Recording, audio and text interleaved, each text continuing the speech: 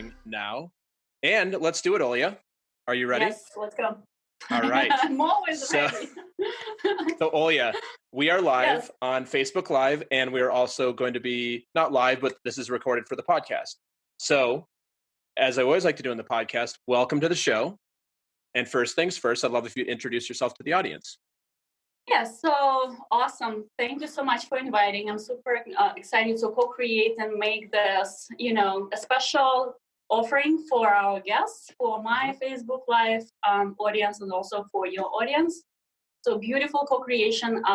Olya Shapiro, leadership and personal transformation coach, working with professionals, women in finance, accounting space, and also doing a lot of thought innovation and leadership work.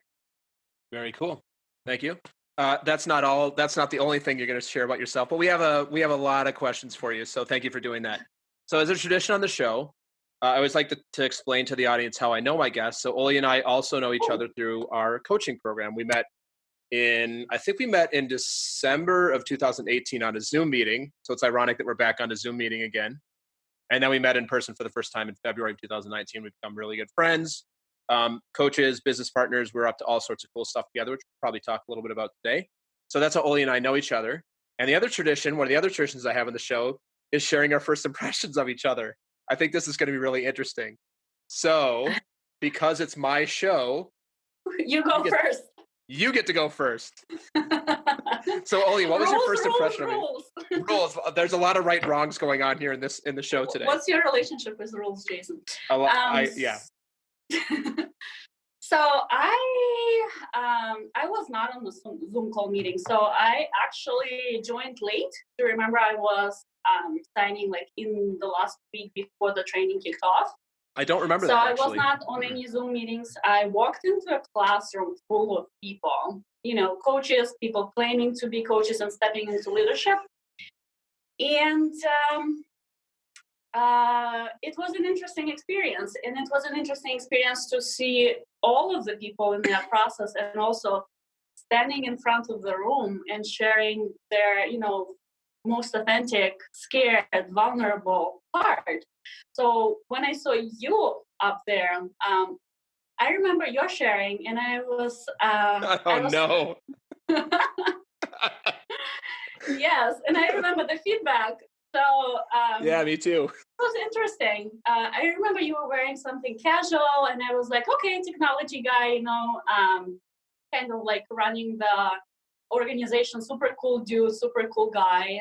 And once we started having that conversation, I remember you have, like strong personality and you passion driven and you energy driven and you fun driven. So just seeing a lot of that in front of the room, and I was like, interesting. I want to get to know that person more.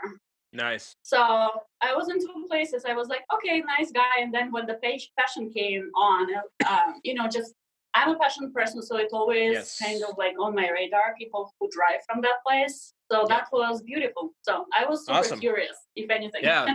Thank you. Our friend, I don't know if you listened to Casey's episode, our mutual friend Casey, but her first impression when he was like super boring and flat. And I was like, okay, that's cool. But then she made it up to me later, but she was honest. I'd rather have people be honest. So thank you for that.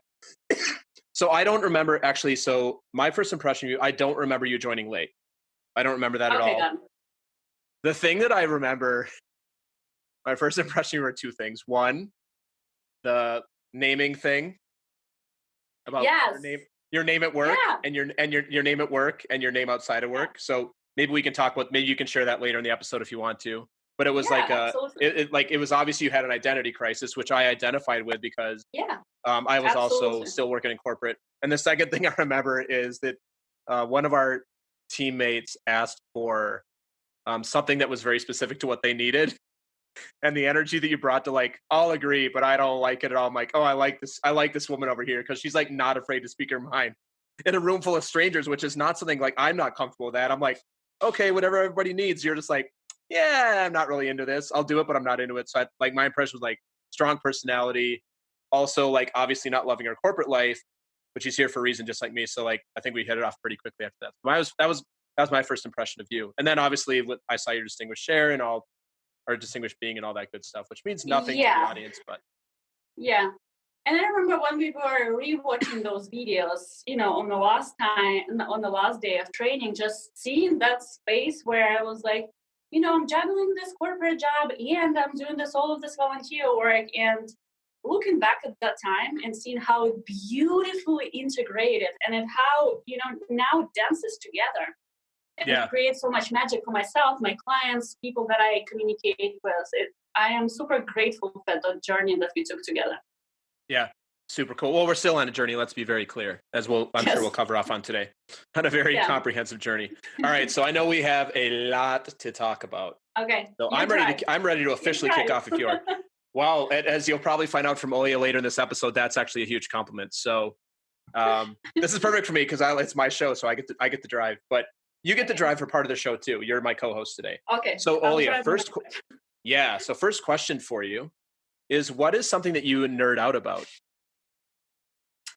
So something that I nerd out about, I think thought leadership, just the idea of changing somebody's mind by one word or 2 words or a sentence or a suggestion, is something that has been driving me for more than 10 years. And that essentially defined my passion to work with people in that capacity of them, just making that radical shift in the way they see themselves and the way they, create their life around it. And, this thought leadership, it's a journey. I feel like this is a journey with no destination, because it keeps unfolding, and the more you dedicate your time and commitment into it, it's like a flower that keeps blooming. And the amount of abundance and juiciness with all of this transformation work, it's fascinating. It's something that I could commit for the rest of my life. And that's my commitment to humanity as well, to be in that space of transformation and carrying that work to people. Very cool. Do you have any role models in the space that you look up to, or anybody that's been an inspiration for you and leading you to where you're at today? Yeah. So besides me, if I say it, besides me, of course. Besides you, I think one of the most favorite people that I adore watching and listening, and she's always with me, is Abraham Hicks. Just plugging into that work of shifting your reality, shifting your perspective, and being a choice. And she has a lot of videos. She's free on YouTube. She has, a lot of content that is available to population. So, I can access it anytime. It's always refreshing, and I'm always getting value from it. So she is my role model, if you will. Nice. After you. Your second favorite role model, of course. Like, I'm going to make you give me compliments I'm going to make you acknowledge me this whole time. It's going to be amazing. Is that the rule with no rules? I'm going to make you do it because I have the magic powers to do that. Okay, cool. Well, and also happy in the show notes for the episode, we can add any of the resources you talk about today. We can put that in there if you want to. Beautiful. Yeah. Yeah, I would love that. Awesome. Thanks for sharing that. Yeah. So next question for you. What is something that is inside your comfort zone that might be outside of somebody else's? And I'm going to take doing Facebook Lives off the table as an answer for you. Facebook Live was outside of my comfort zone, and I was thinking about doing it for 4 or 5 years, just going live or taking, like the video channel to YouTube or, any Instagram account. So Facebook Live 1 month ago was outside of my comfort zone. I know. Day 24, I'm liking it. I'm enjoying it. I'm not 100% full on, but I'm kind of like diving in this journey with myself, and not knowing what's going to come up from it. So the thing that is in my comfort zone, but outside of somebody else's comfort zone, I love dancing in supermarket when I'm happy. Dancing in the supermarket? Yes.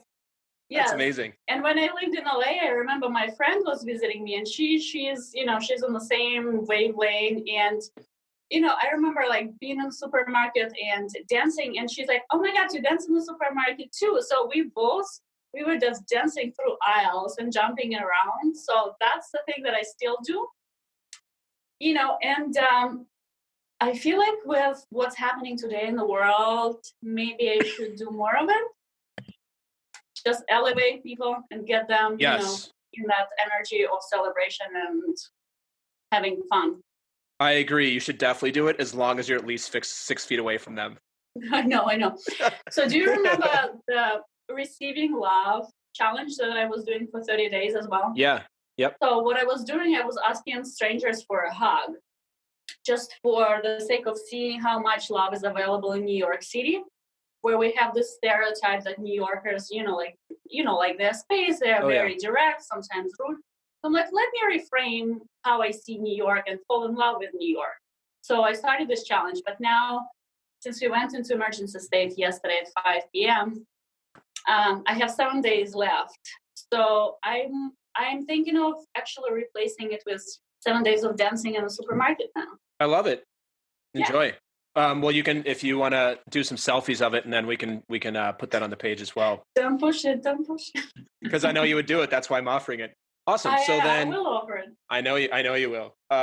So now the reverse of that question: what's something that's outside of your comfort zone that might be inside of somebody else's? Yes. So coming from the world of finance, corporate audit, accounting job, male dominated, or even like strong, powerful Wonder Woman type of archetype type of woman. For me, showing my weakness and crying in public, let's say, would be something that you know me for over a year. You saw me crying once when I had terminal cancer in my family. Like, for me, crying, like, I really have to force myself. And specifically doing it in public, like this is the thing that's not natural to me, and that's I'm seeing a lot of room for possibility in accessing that, but I'm not. It's not in my comfort zone for sure. Yeah, is it something that this is a topic that I think about as well, because I'm just not a crier. It's just not the way I really express myself. Do you ever? So as a man, I was like, oh, like show your emotions more. It's just like it's like I'm not hiding anything. It's just not who I am. Do you get, as a female, people like judging you, like, oh, why aren't you more emotional? Why don't you cry more? Do you ever get women that say that to you? Women judging me for not being too emotional. I think it wasn't coming from a place of judgment, but from a place of invitation. Hey, can you open up more? We want to see your vulnerable side. Can you give us access to actually holding you and supporting you while you're going through this hard time? Yeah. So for me, I have to actually like make that decision. Okay, I'm going to allow people to support me. I'm going to lean back on, like my friends, my family, and just, surrender to that energy. So, but for me, it is a choice and it is an effort. Yeah. Well, I said something to somebody that we know in common, and they were like, oh, I want you to be more emotional. I'm like, that's great. I want you to be less emotional. And they're like, oh, they're actually like, I think you probably know who I'm talking about. And they're like, oh, I get it. I'm like, yeah, like, just like you can't turn off that you're really emotional, which is great. I can't I'm not going to fake it. I'm not going to like fake that I'm sad. Like, I get mad, you know me, I get mad easily and I get frustrated easily. I don't get sad easily. And if I do, I'm just not a crier. You can, like, if my wife, this is not a thing and it's not a vulnerability thing, I'm fine with it. I think it's great. It's just not my thing. Yeah, and I feel the same. Like, it's a fine line for me. I feel like I'm pretty authentic and vulnerable with expressing a lot of, my internal world and putting it on loudspeaker. Mm-hmm. But specifically crying is not my outlet. Yeah, it's not the thing. Like, I think you also have a, so like I learned this through doing improv classes, that they say it's really like the line between sadness and anger is really, really thin when you're acting. Which is why a lot of people, when they get mad, cry, because in like physiologically in your body, it actually feels very similar. Yeah. So I get mad pretty easily, but I've even found that playing, like if I'm doing improv, and sad is not really something you play that often in improv, but I know you've done some improv as well, but like, I have a hard time accessing sad because it's not something that's like easy for me. Like playing happy or playing excited is very easy for me, or passionate, or playing those. So I think the message for the audience listening is, yeah, like we can always be more vulnerable, but like for some of us, especially me, but I think for you as well, is like some of us just aren't built that way, and it's actually okay, and like just trust when people are like, hey, this is how I am. I get a little bit like, all right, I'm kind of tired of hearing it, because it's like somebody wants you to be like them. Because I feel like just like I want people to be less emotional because I'm not that emotional.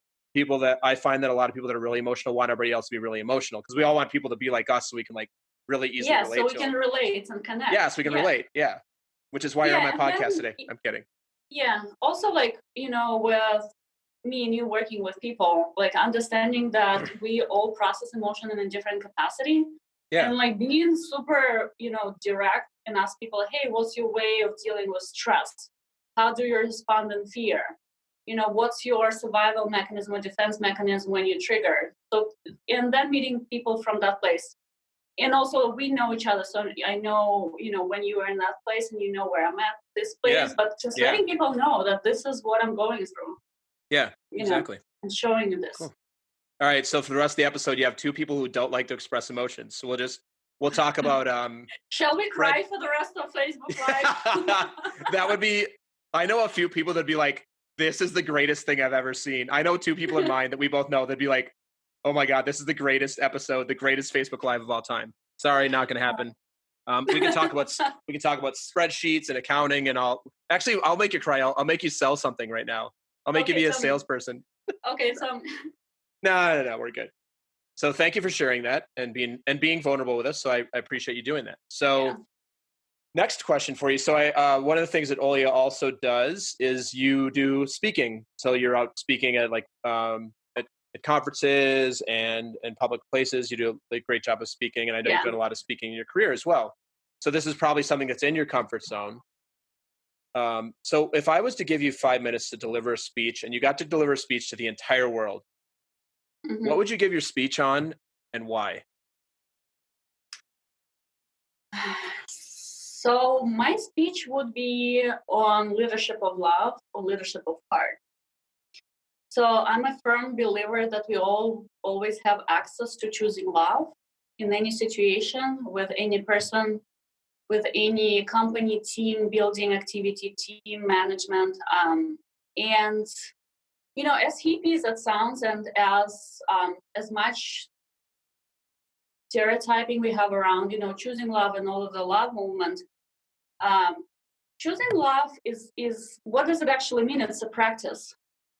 So, in any point in time when you're feeling like you are in between choice of acting from a place of fear or acting from a place of, ego, entitlement, choosing love, and love in the sense of, loving that person in front of you, but also loving yourself,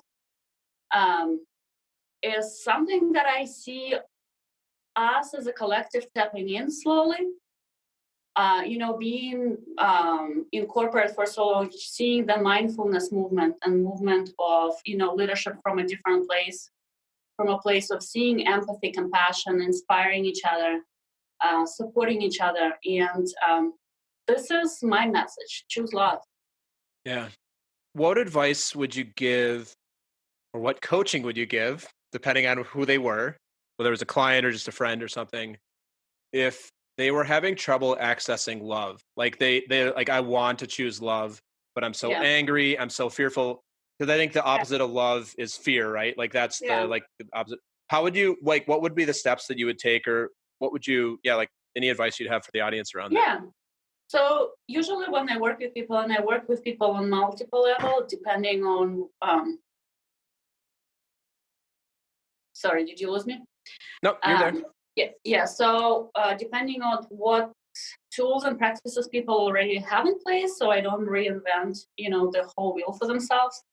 So the first step is usually normalizing where they are and giving them comfort. It's okay to be sad. It's okay to be angry. I totally get you.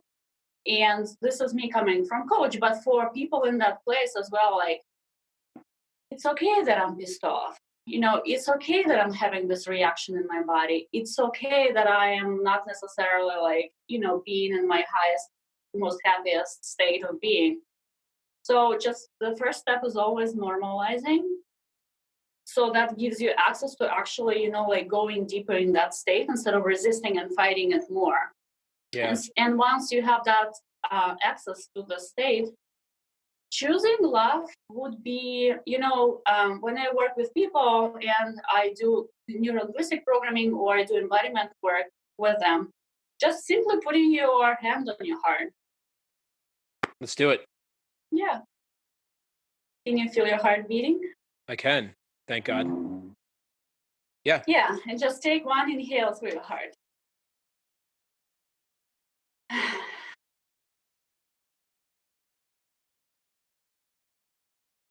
Do you notice how energy changes? Yeah, it definitely feel more relaxed and like feel more connected to my heart. Yeah, it's cool. Yeah. So this is a quick tip for people to access heart at any point. You can always place your heart on your heart. And when I was working with client today earlier, she was moving anger before she was accessing her heart. So we were doing physical exercises of activating this heart center. So, whatever your favorite practice is, it's either you can dance or you can just move and let that energy, just shake in your body and dissolve in your body so you can have better access to all of your energy. Awesome. Thank you. That's cool. I learned something. You never showed me that before. I like that. I mean, it's so simple, but it's also, it's like so simple, but it's not something you think because I think like what's striking me about your speech is I know this is actually going to lead us into the next question, but kind of the space that you've come from is pretty similar to the space that I came from. It doesn't feel like there's a lot of heart there. It's a lot of, like tactical things, a lot of brain things, a lot of letters behind the name, all that good stuff. Yeah. So, so that actually leads me to my next question for you. It's not really a question. This is more the part of the show where you get to share your journey to today, like what's led us to where we are today, or what you're up to today, and anything you want to share. And this can be some guests share about their childhood, which I think your background is pretty interesting. You're obviously not from America originally, so that's cool. Like how you led here. Can you tell? I can tell. Yes, Olya is not from Minnesota, like me. So yeah, like this is just the opportunity to share anything you'd like about your journey to what's led us here today. Oh yes, and feel free to jump, like with questions, whatever feels like, you driving, so whatever feels relevant to you. You know that's not a problem for me. Yeah, I know. Yeah, and I love it. So super cool. So yes, I am from Russia. I am living in America for 14 years, and I came to America as a business exchange student. Oh, sorry. Actually, I have a question for you. This is great because I'm going to actually ask you questions that I'm personally interested in as well that I don't know. Do it. Yeah. What part of Russia were you born and raised? Like went to school? Were you always in the same area of Russia until you moved here, or did you move around the country? Or how does that work? How did that work for you? So I was born on Sakhalin Island, which is a small island above Japan. So if you look at Russia, and you see the little island right above Japan that is separated from the main body of the continent. So this is Sakhalin Island. This is where I was born. This is where my mom's family comes from. And then my dad was in military at that time, and my dad is from Siberia. So he went for military to Sakhalin.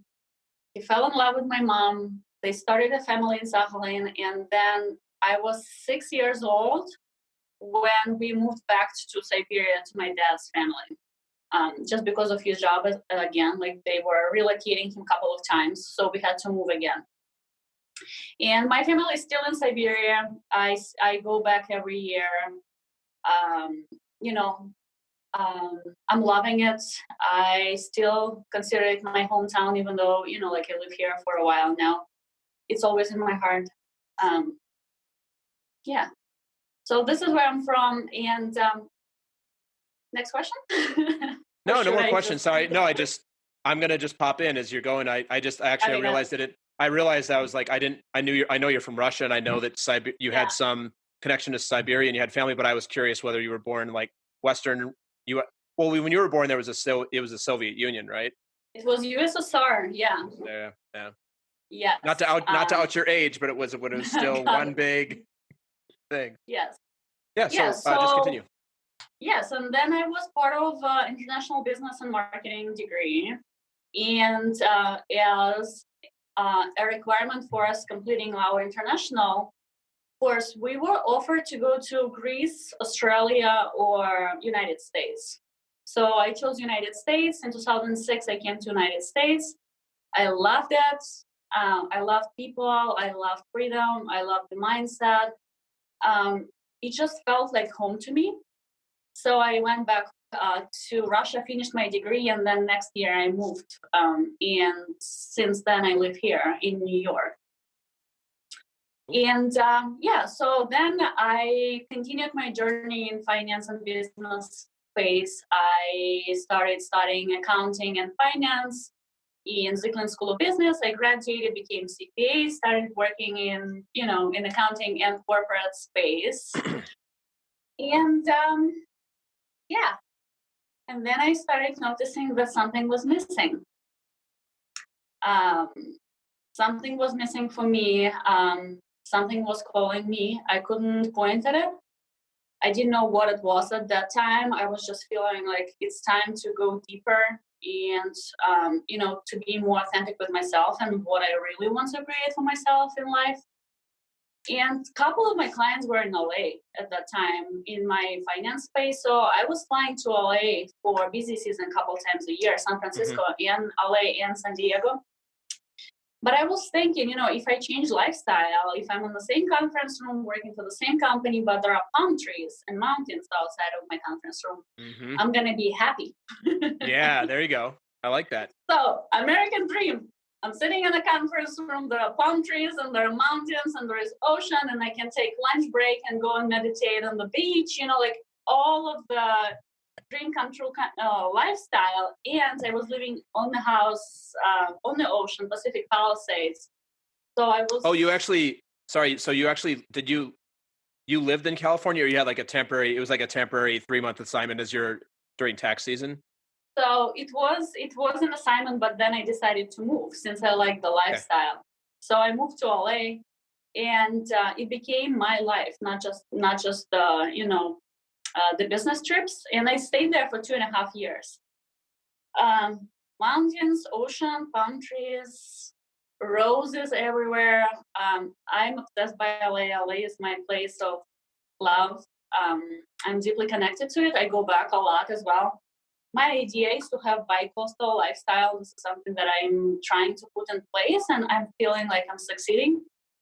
Nice. So, so conference room, palm trees didn't help. So the longing of my heart was still in space, and I was still feeling like I'm missing something. So I took 1.5 years off, and I went to Burning Man. I'm like, this reality is not necessarily getting me there. Let me, go to a place of magic and possibility and place of fun and creation. So I went to Burning Man. Let me go to the desert. Let me go to the desert. I went to desert. Yeah. Nice. That's cool. To desert. Yeah. I saw the magical world of people, creating and co-creating together, building camps, building structures, celebrating each other, dancing all day long, being in severe heat, wind, cold, like it's a challenge on its own just to be there. So once I saw that world, I never went back to working full time. Oh, I didn't know that. I was going to say, I know you pretty well. I feel like Burning Man is like your heaven. Like constant it's my heaven. dancing. I love it. Yes. Yeah. Well, it's like, I love the mentality. Yeah. Like all of it. Well, and you get to dance all day, and you get to dance all day every day. Like, just yes, but let me tell you, accomplishment coaching is in the same place as Burning Man. So there are places and there are communities where we make in service intentional. Yeah. And once your commitment to service and your intention to serve others becomes your platform, your moving force, you don't need, this is your Burning Man. Because what strikes me about Burning Man, people were in a place of service and celebration and standing for each other and creating this, big, gigantic project together. Yeah. So, like from Burning Man, switching into this coaching world of accomplishment coaching, it's the same place and it's the same access point for me to be in that place of service and, just playing and having fun and, like how much fun we have. working with people and supporting people. So fun. And so for me, I created my Burning Man in my professional life right now. But anyway, between That's an amazing analogy of being in the basement of a hotel. Yes. And like being at a music festival with like costumes and like halls of airplanes. I love that analogy. That's amazing. Yeah. And I feel it. But, between Burning Man and me stepping into coaching fully, so once I saw that world, I started traveling internationally. I went to India as a volunteer in healing communities. I was volunteering in Europe, Canada, California, New York. So I took a year off just dedicating my time to serving others. And once I understood that this is something that I want to be doing full time, that's where my inquiry became, how do I turn this into my professional journey and my occupation? So for me, that was my access point. I started volunteering as a mentor and career coach in a couple of non-for-profits, city tutors, coaching people specifically in accounting and finance space, helping them transition their career or have more fulfillment, more confidence, more, success in existing careers. And for me, it became evident that this is the thing that I want to be doing all the time. And this is my highest commitment, and this is my only commitment for life. So I started choosing coaching schools. I started looking into different opportunities, and accomplishment coaching, where I met you, was the best school on the market, the best, the Harvard of coaching. So I felt super connected, and I felt that's my home. So I joined, and now I'm running, my full practice, and I'm a program coach at Accomplishment Coaching, and I did it. You did it. Yeah. And here we are today. I was wondering if you would share a little bit with myself and with the audience. You have some good trainings around spiritual, some sexuality things, some tantra, some other things that are quite honestly outside of my purview. I'd love, would you be willing to share a little bit about some of the other things? And you mentioned NLP. There may be some people listening who don't know what that is. Just you've got like this really amazing body of work that you put together that you bring to your clients. Curious if you just spend like maybe a couple minutes on all the different areas that you've been trained on that you can bring to bear for your clients when they hire you. Yeah, absolutely. So, coming from finance and accounting and business world, like that was my entrance point, just because, I have 7 years of corporate experience, and this is something that I am having experience and expertise in doing. So that was my initial access point, and this is something that I'm still doing for my corporate clients. I have a Merrill Lynch client. I just placed somebody in BlackRock. I have a Goldman Sachs client. So I'm still working in that corporate space, creating more success, more confidence, more change in leadership in that space. Yeah. So this is still present in my life. In terms of healing communities, NLP, so neuro-linguistic programming is basically, redesigning your behavior and redesigning choices that you make, and noticing how it connects to your neurological pattern, and how you can create that change for yourself by training yourself into the new habit. So, even though NLP is something that I talk about as a separate thing, I'm still doing NLP tools on my corporate clients. I'm still doing my NLP tools on my female empowerment clients. So this is a tool more than, a field of practice for me. And I do it with everyone. And my second piece is female embodiments, sensuality, and empowerment work that I've been doing. So I've been teaching and assisting Tantra workshops, specifically working with women on connecting to their bodies, connecting to their sensuality, connecting to their self-love, nurturing, loving, accepting themselves, reestablishing the way they connect to their partners, to their lovers, to themselves. And, the way they have the basically their relationship to self. And I am super passionate about that work. I've been doing this work for the last 3 years. It's still big. It still takes big place in my heart, and I'm still working with a lot of women in that space. Mm-hmm. Thanks for sharing that. Cool. That's great. All right.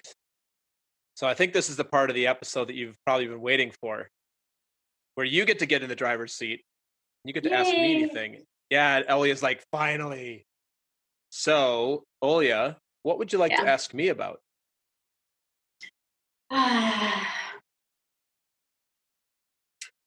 So there are a couple of things I want to ask you. A partner in crime of mine asked me to remind you to share with people how to get a sample session with you. You can find me. You can find me at jasonfrizzell.com or on Instagram at Jason Frizzell Coaching, or on my Facebook page at Jason Frizzell Coaching, on LinkedIn, at my personal pages, and I'm here in the podcast. So if you Google my name, you will find me. That's for sure. And from there, we can connect, or you can email me at jason@jasonfrizzell.com. But I'm looking for oh man, this is too easy.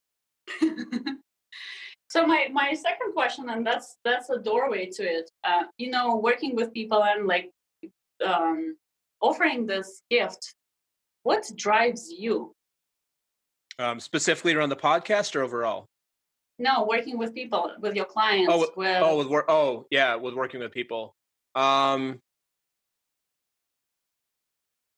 This is a good question that I was actually thinking about this morning when I got a phone with my clients. We had a really cool session. I can give you the tactical, or I can give you like the tangible reason I do this. This is a hard. It's not a brain thing. It's a hard thing, but it's like an actual. I'll start with like the actual thing that I could hold in my hand, and then I'll bring it back. Okay. So last week, one of my clients got promoted, and they texted. I was the second person they texted, and they said this wouldn't have been possible without you. I said, and I wrote back and I said, that's great. So you do know that I coach in a sliding scale. So now that you're making more money, you can pay me more money. And because I know this and because this client knows me well, it was a joke. Kind of, that was a joke. Yeah. That's the tangible thing, but it's the ability to I just love people. Like I've talked a lot about this on my podcast. I think it's obvious. I'm just a huge lover of people. I'm a huge extrovert. I love languages, quality time. So just what drives me specifically to coach people is that I get to actually connect with humanity. Our friend Anna once said this about me, which has really resonated with me, is that she sees me as in the movie The Matrix, where you plug into the Matrix. She's like, you plug into humanity. And I actually kind of feel that about myself. I'm just so naturally curious about human beings and what makes them tick, or why they operate the way they do, or why they don't do the things they want to do. And what used to be more like a judgment-based thing for me now is I'm having a really cool shift into curiosity, which is so much more fun. Just Olya is doing that thing.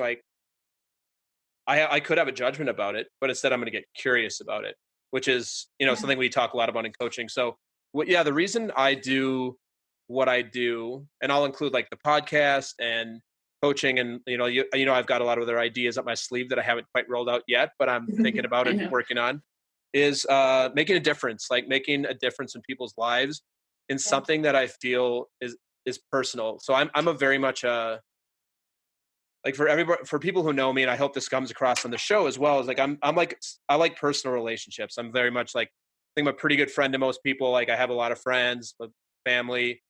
I like that personal relationships. And like you, I came from the corporate world, 19 years in the corporate world, and I was in sales. So you do get to build cool relationships. And I had and still have great friendships from that time.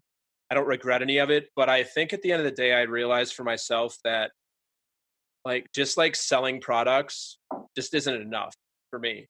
And it's not enough. It's it's just a context that I have. Selling most software is great.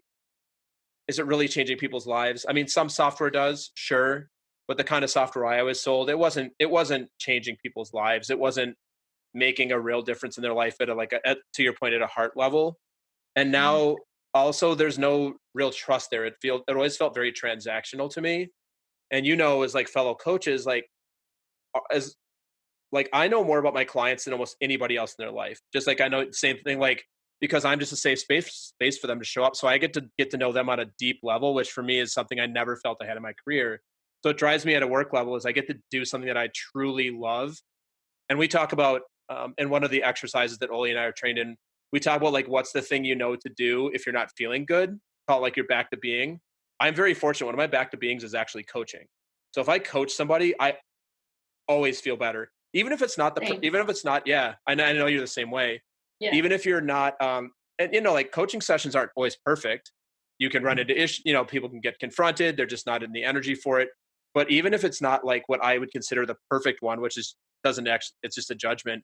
I still like enjoy it. I still like connecting with them. So I think for me, it's like all about people. I'm just a people person. So now what drives me is like connecting with people, being curious about them, moving from giving them this to giving them this, like and that's a work in progress for me. But yeah, it's like for me, it's all about the people. And so the combination of coaching coupled with a podcast where it's I just literally talk to cool people. I'm going to do 100 episodes this year. Yay. That's 100 amazing people that I get to connect with and talk about the same questions and get very different conversations out of. Super cool. Beautiful. So yeah, I think that's what drives me at my core. Yeah. And I feel like it's it's something that people notice, and that's why they get so attracted to you. And we're not talking about attraction versus enrollment, but this is a piece of like people feeling comfortable and people having that space where they can be themselves and have fun with it. I feel like your biggest strength is bringing fun and lightness and sense of connection from that access point, if anything. Yeah. And I think for my, and the thing that's cool about coaching is I'm not the right coach for a lot of people. I'm the perfect coach for enough people to have a amazing business. Same for you. Same for the best coaches in the world. Like, and we all attract the kind of clients. I attract clients that want connection and want to have fun and, and also work on things. I think you have a pretty similar style. But like we have friends that are coaches, that's not their style at all. And they have their perfect clients and they would never work for me and I would never work with them because it's just like, it wouldn't work. Yeah. And, like bringing that discussion about my name crisis, my identity was Olga, the woman that is doing successful finance job. And then, Olya, who's volunteering all over the world. So what happened in my journey, now I serve clients who are usually working here, but they feel like they want somebody to talk to who can hold that energy for them. Yeah. A couple of people this week told me, you're the only person I can talk to about this stuff. Yeah. Just, like I can totally be myself and I can totally name things that are, showing up for me in my life. And I can talk to you about meditation. I can't tell anybody in my corporate environment about that. And I can ask for your guidance. So, like this split of Olga and Olya defined, who I'm working with and what kind of services I'm offering to humanity and society. And this is beautiful. Yeah. That's my journey. Cool. And that's the journey that I'm taking my clients on. Awesome. I feel like the first question you asked me was like a little self-promoting. So I'm going to give you an opportunity to ask me one more question if you've got anything else for me. I know you like when I ask you questions. Okay, let me see. And you can make it fun, light, vulnerable, whatever.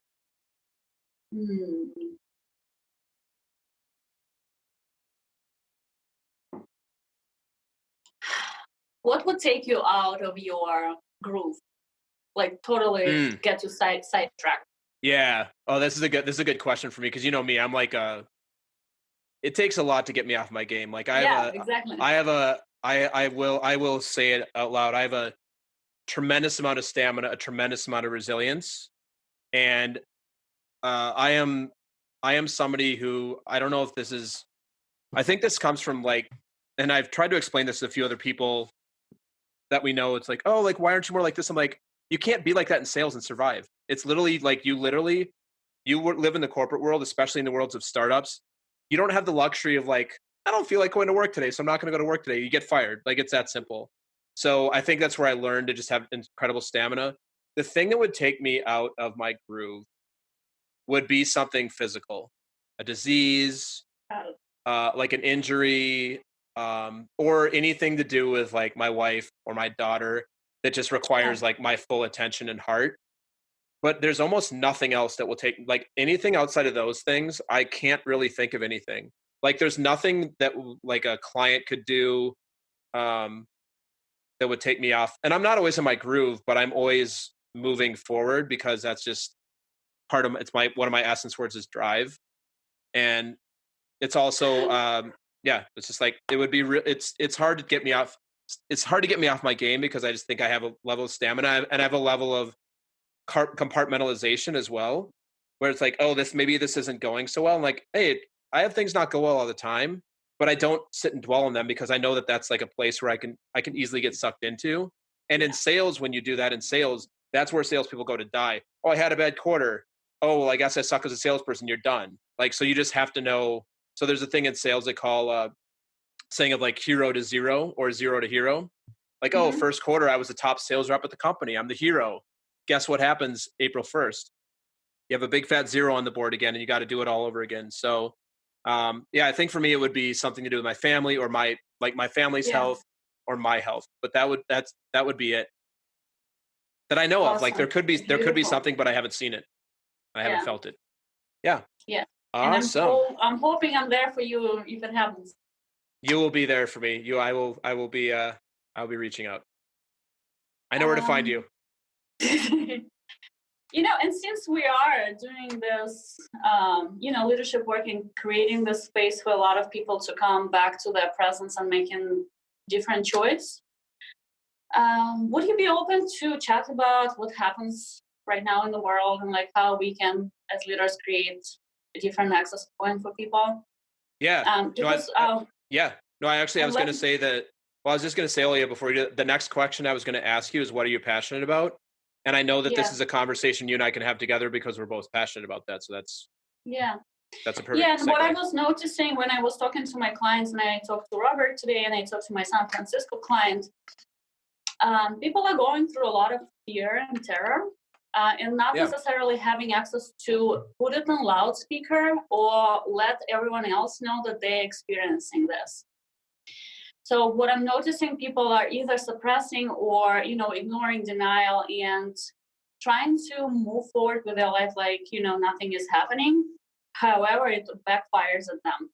And, just dancing that game of what is going on, like, am I afraid or am I not afraid? And so I'm seeing a lot of that with my client work, with our leadership call yesterday. So I'm feeling like I want to offer people to use this time, and it's going to last for a couple months, just going into from March into April, to create more connection. And I know connection is your essence word, and this is your drive, and this what makes you wake up and do the work every day. Yeah. So creating that connection place and point for all of us to come together and support each other, and move all of that thing that is stopping you from offering that place of support, offering that place of service, offering that piece of advice, offering that conversation. Hey, I'm noticing you having this mood changes or like what's happening, can I call you? Like reaching out to people and making that extra step to support people who don't have access to understanding what happens in their body, in their psyche, in their mental space. Yeah. And just being that pillar of support and creating that space for people. So I'm probably starting 21-day challenge with my community, where I will be offering support for people who might need that place to just come and be that connection. Yeah, for those absolutely. people. Yeah, no, I think that's cool.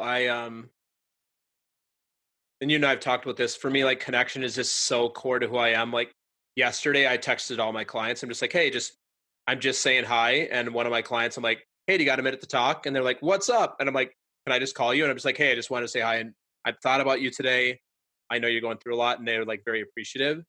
And I want to go back to the thing you said about like there's a lot of fear. Speaking from somebody who can have fears and kind of do this stuff anyway. And I think I'm not going to stereotype, but I do think this is something that men are a little better at generally because, or women with more masculine energy, because it's like, yeah, there's coronavirus over here, and then you put it in a box, and then what do I have to do anyway? And I think and then there's other people that are more like, oh, there's coronavirus and it's all over. Just like my business is all over. I'm more like, I'm a pretty much put them in a box, solve. So like for me, I think I haven't had this conversation with any of my clients, but it's like, it's okay to be scared. It's a scary time. Like to just say that out loud in a safe place, like in the space you're going to offer, can be really powerful to people to just be like, hey, I'm scared. I almost view it as like, and I've never gone through any addiction counseling or anything, but my understanding is like AA, that's like kind of the idea is you go and you're like, this is really hard. This is what I'm struggling with. This is what comes up for me. And like being able to like actually say the thing. I think there's such tremendous power in just saying the thing you think out loud to somebody else who's in a safe place, whether it be in your community, whether it be a coach, a therapist, a friend. But relating it back to kind of like the problem solving, my natural way is there's coronavirus. So how do I fix what I can fix? Like fix. Yeah. Which in a way, like you got to do. Like I think that's a good thing. Like how do you fix it? Like maybe I'm going to leave the city, or maybe I'm not going to go to that party I was going to go to out of just being a good citizen. But then like, well, doing the fix without admitting that you're actually scared, I think at some point you kind of break.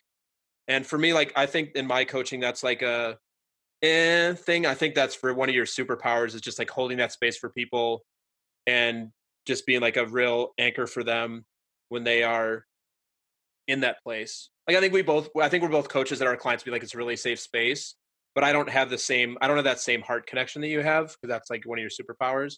But yeah, I think that's great. I'm excited to see what you create with that. Is that going to be like an online community? Is that going to be a workshop? Like what do you have envisioning for that around getting connected with people? So what I'm envisioning in my initial desire was to address people who don't have families in the country.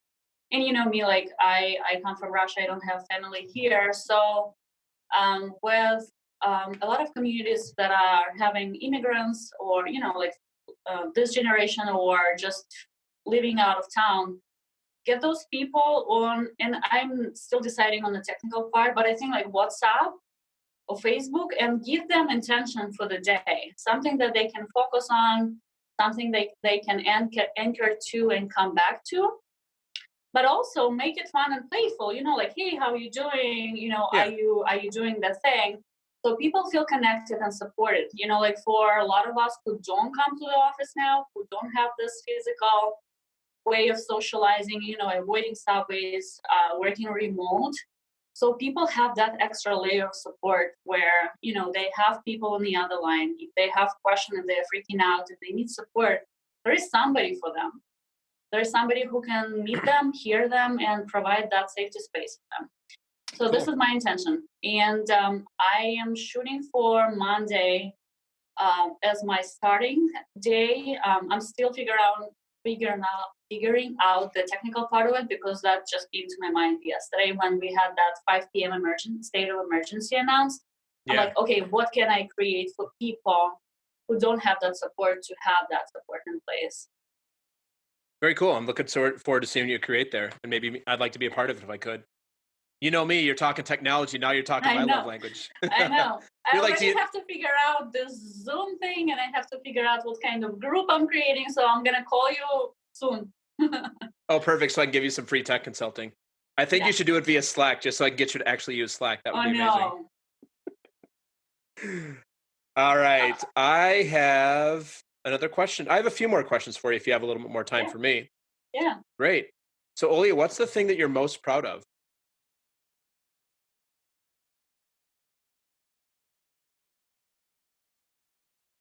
Ah,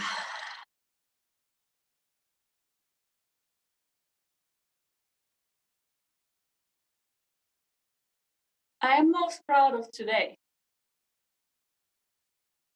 I'm most proud of the determination to creating a life of my dreams every day, standing for it, not giving up, um,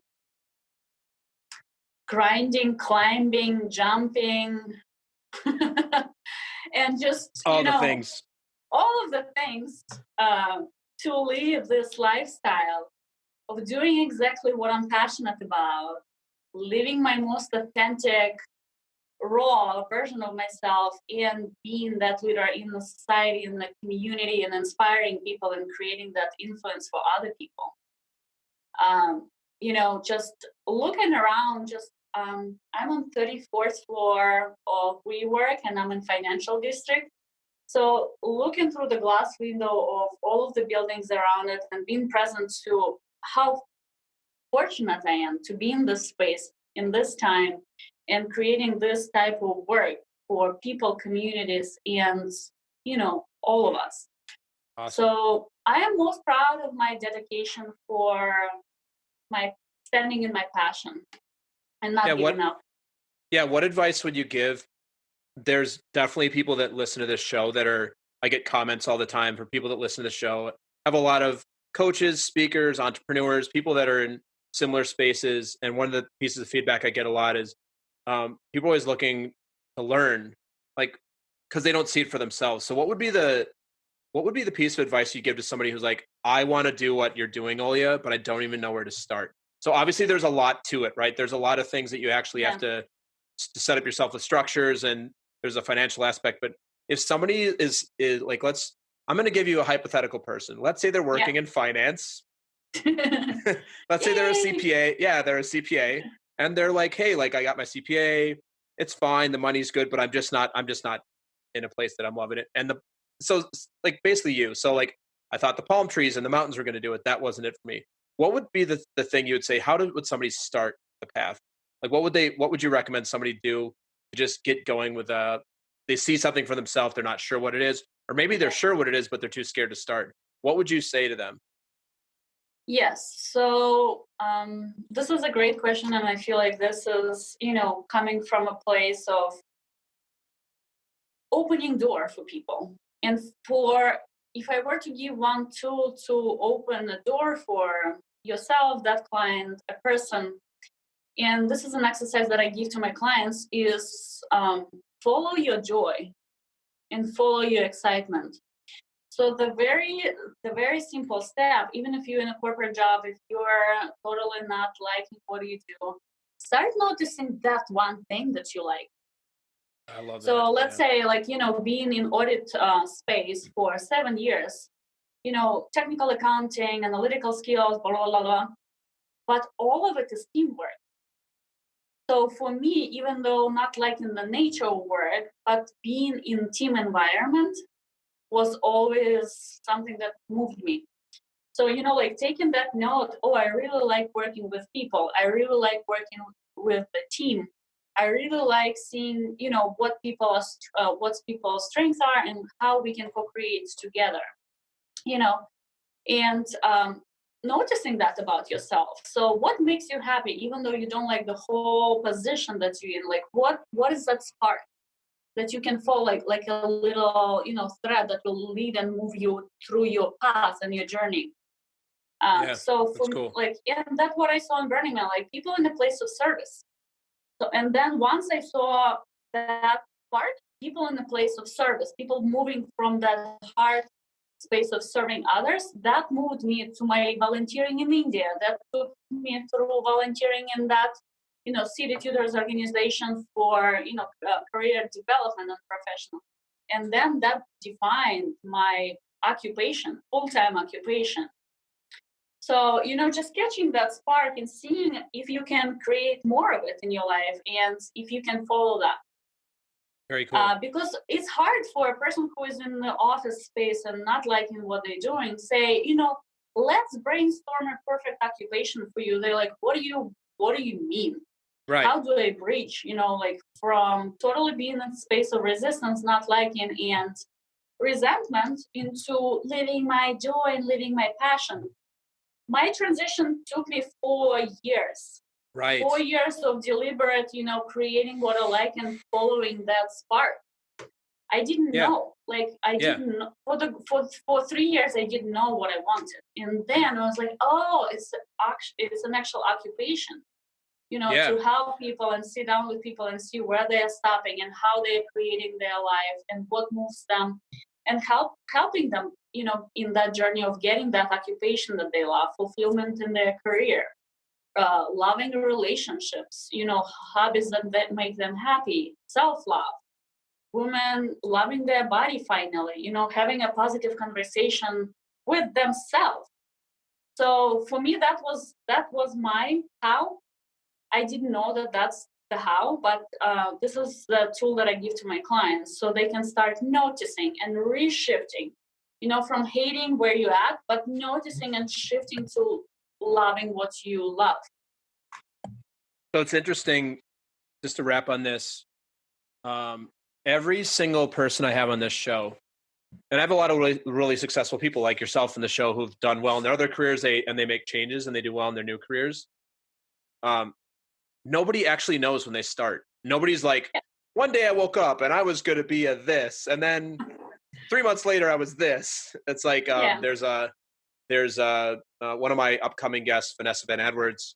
She gave this speech at World Domination Summit a couple of years ago, and she has this thing. So she's kind of famous in her space, like she's an influencer in the space she serves, and so what she talks about in her speech is talks a lot about. Like people like, how do I do what you did? She's got a lot of followers on Instagram. She's got a really nice brand. And she gives a speech and she shows the bar graph of her stats, her social media stats, like her Twitter posts and her blog posts and her Instagram and all these things. And it's like, and all of a sudden, like, boom. And she's like, yeah, like I'm an overnight success. It only took me 11 years. Exactly. Yeah. And she didn't know either. And she didn't know. She's always iterating, always adapting. So I think that's the theme from all the entrepreneurs and people that I talk to have made any sort of changes. Like, you don't have to know to start, so like when I'm listening to your story, I'm relating. For me, I worked in sales. The best part about my sales career, other than I'm very competitive and I like to make money. But I always loved the people. So like I get to work with people now. I just work with people in a different way. So thank you for that answer. That's super cool. Yeah, so just, want to take that myth out of the window that you wake up and your dream life. That's not always the case. 11 years of overnight success. Mine was 4 years of overnight success. But that's the amount of work and time that goes into recrafting your life. Yeah. Well, and you're also just getting started too. Like what's who are you going to be in 7 years? Who knows? You may. You know where I'm going to be in 7 years, in front of that room. Yes, very likely. So that's a good segue actually to the next question I have for you, which is, I'd like to find out about something that you're afraid that might actually be true about you. So what's something that you're afraid might actually be true about you? Something that I'm afraid that can be actually true. Well, that might actually be true about you. So it might not actually, let me phrase it. It's not necessarily that it is true, but it's something that you are afraid might be true about you.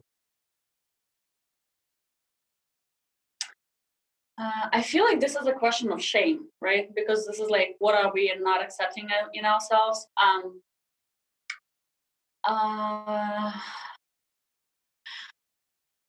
Let's call it being too direct. You're afraid that you're too direct. In a nice box.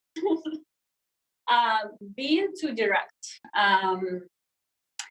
is my superpower and is my curse at the same time. This is my superpower when I'm working with direct, successful people who are like, let's use the front door. Just tell me, tell me what is. And I am fortunate to offer that space. But for a lot of people, I am switching into nurturing and lifting and walking around, like, and not naming the thing and just being super gentle and being mindful with where people are.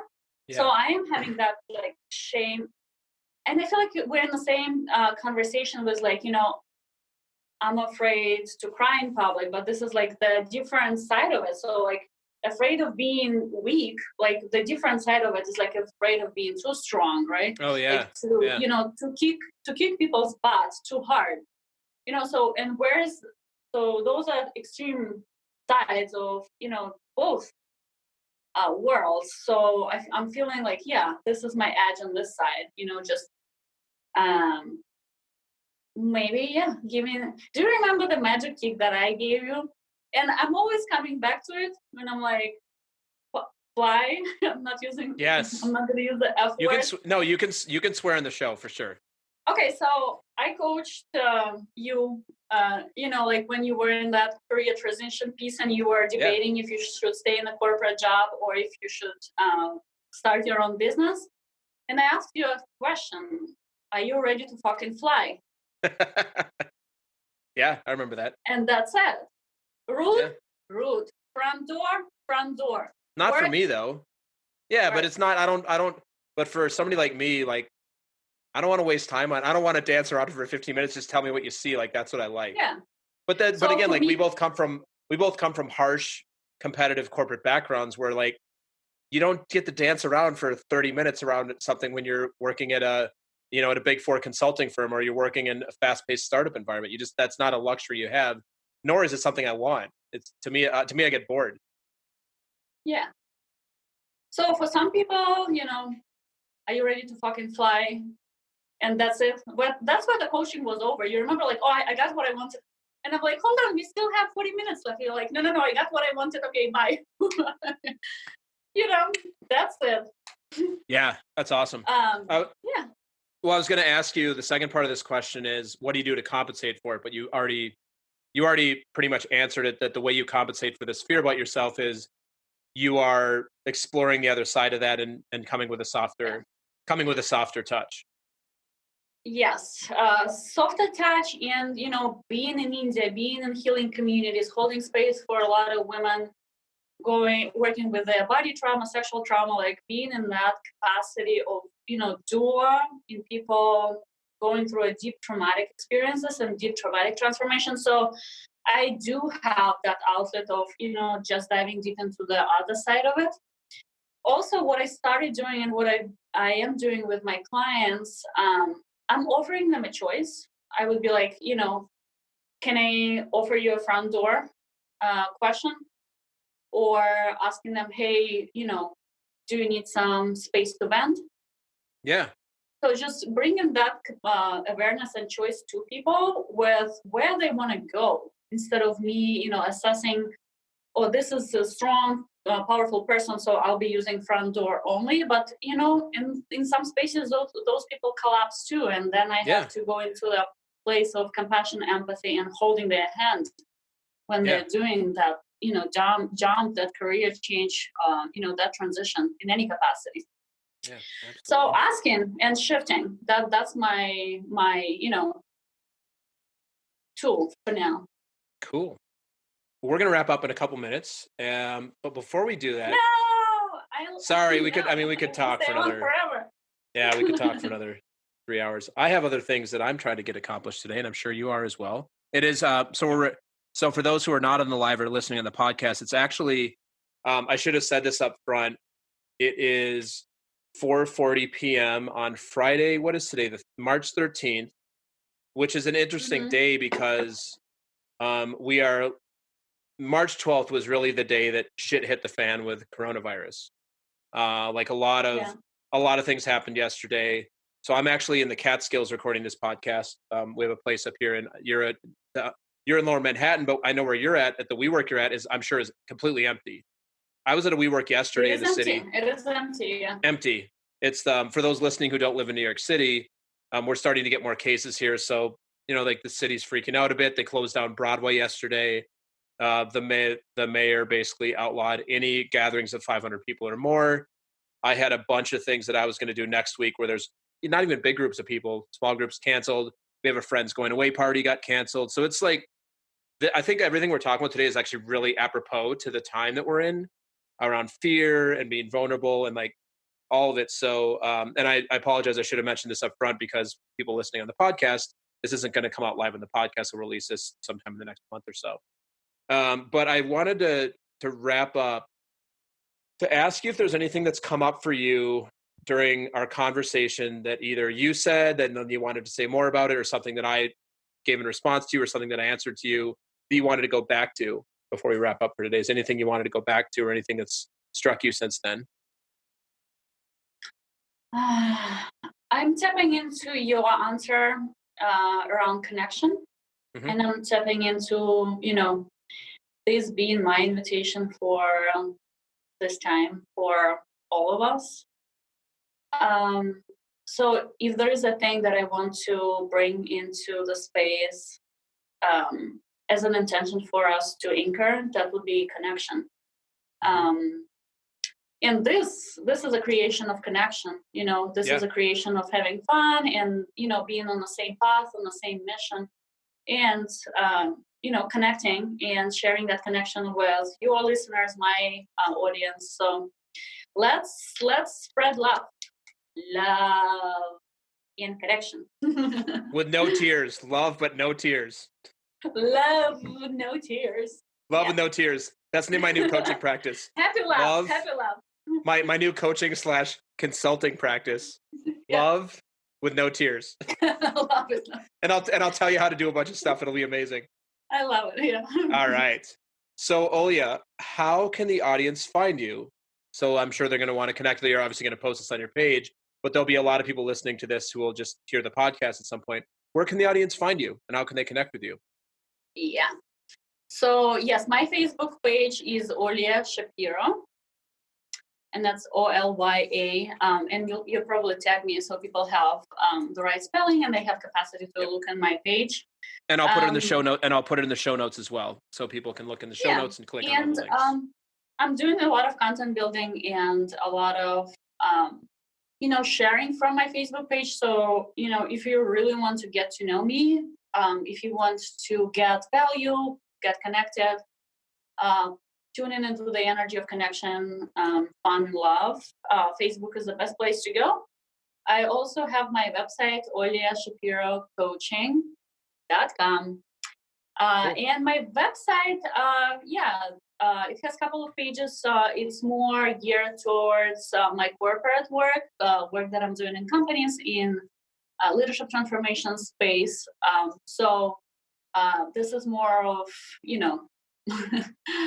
my suit business lifestyle access point, and LinkedIn as well. Olya Shapiro Coaching.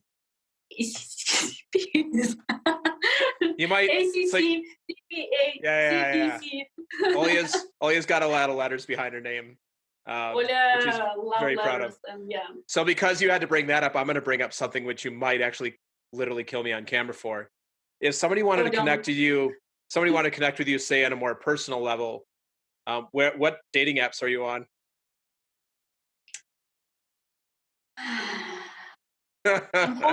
I'm holding space for your curiosity. I'm actually kidding. You can share it if you want to. I'm giving Olya a little bit of a hard time, but which I appreciate. Yeah, of course. Yeah, but definitely connect with Olya. She's got a great online presence. And as you mentioned, you've been doing really cool Facebook Lives every day where you're offering a ton of value to the audience around. Yeah. It's cool. It's just your stream of consciousness around. I think yesterday you did connection in the face of crisis. A lot of things around heart, love. So definitely connect with Olya. Watch the Facebook Lives. She likes to see you on there, and we'll talk to you and all those things. Give her a like, girl. I like when people engage and ask questions and can show where they are or what they need support with. Yeah. So I can serve to my best capacity. Awesome. So last thing, as we wrap up for today, love it if you leave myself and the audience with some words of wisdom, and the words of wisdom need to fit on a Post-it note, which is very ironic for us because we have a lot of Post-it notes in our life. So small, something simple, couple sentences, words to wisdom that you'd want the audience to take away from you today.